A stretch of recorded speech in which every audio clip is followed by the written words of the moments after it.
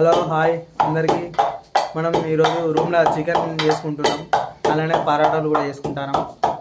వేసుకోవాలి, అట్లనే బగారాలు వేసుకోవాలి, పచ్చిమిర్చి వేసుకోవాలి, పుదీనా వేసుకోవాలి,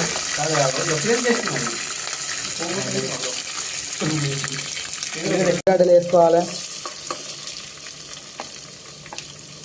కలబెట్టుకోవాలి. అయితే ఉల్లిగడ్డలు ఉడకాలి,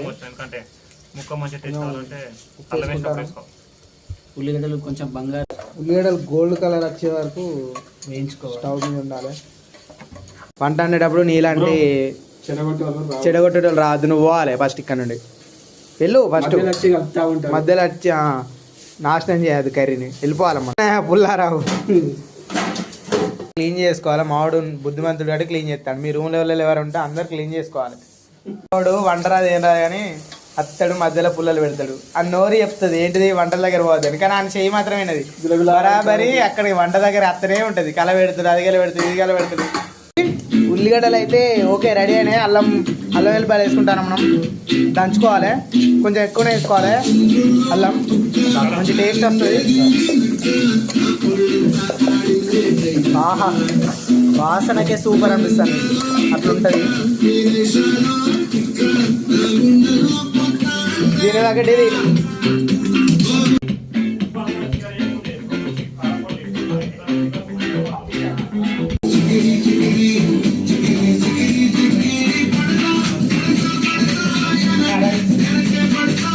పసుపు అయితే వేసుకోవాలి. పసుపు కూడా చికెన్ ముక్కలు వేసుకోవాలి. మంచి మంచి లెగ్ పీసెస్. వావ్, మంచిగా కలుపుకోవాలి.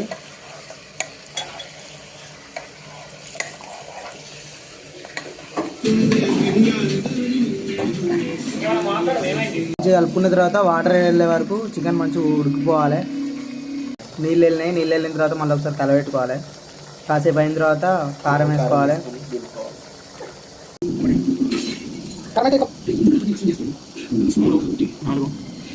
కారం వేసుకోవాలి, మంచిగా పెట్టుకోవాలి. కలబెడితే ఈ కలర్ వస్తుంది అన్నమాట.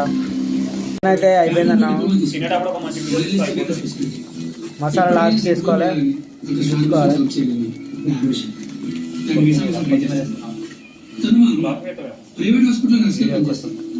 లాస్ట్ మళ్ళీ ఇందులో కరివేపాకు వేసుకోవాలి. ఒకసారి కలుపు, ఒకసారి కలుపు. ఇది కర్రీ అన్నం.